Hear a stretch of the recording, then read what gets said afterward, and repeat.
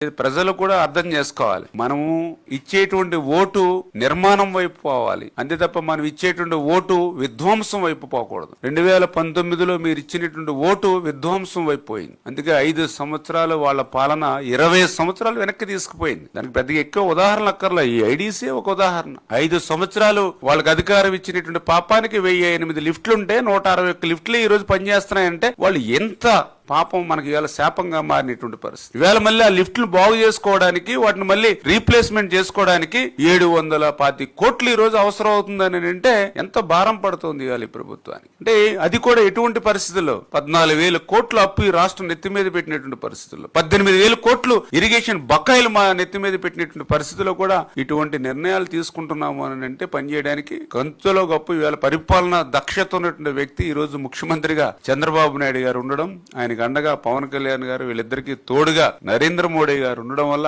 ఇటువంటి క్లిష్టమైనటువంటి కాలంలో కూడా, ఆర్థికమైనటువంటి పరిస్థితి ఇంత దుర్భరంగా ఉన్నటువంటి స్థితిలో కూడా ఇంత కార్యక్రమాలు మన డిపార్ట్మెంట్ తీసుకుంటున్నామనంటే మరి వారి పరిపాలన దక్షత అనే విషయాన్ని సందర్భంగా గుర్తు చేస్తూ, అందుచేతే ఈ యొక్క ఏదైతే రివ్యూలో మరి వాళ్ళు ఇచ్చినటువంటి చంద్రబాబు నాయుడు గారి ఇచ్చిన ఆదేశాలు ఏవైతే ఉన్నాయో, డైరెక్షన్స్ ఏవైతే ఉన్నాయో వాటిని అన్నింటినీ కూడా ఆచరణలో పెట్టేటువంటి విధంగా మరి వీటినన్నింటినీ మరి తీసుకుని ఆయన యొక్క ఆశయం, ఆయన లక్ష్యం ఏదైతే ప్రతి నీటి బుట్టిని కూడా ఒడిసిపెట్టి ఆఖరి ఎకరం వరకు తీసుకెళ్లాలి, 1 సంవత్సరం వర్షాలు బాగా రాకపోయినా కూడా కరువు అనేది రాష్ట్రంలో ఉండకూడదు అనేటువంటి ఆయన ఆలోచన, వాటర్ మేనేజ్మెంట్, వాటర్ సెక్యూరిటీ ఏదైతే ఉందో దానికి అనుగుణంగా పనిచేస్తామని చెప్పి మీ ద్వారా అందరికి కూడా తెలియజేసుకుంటూ ఉన్నాం.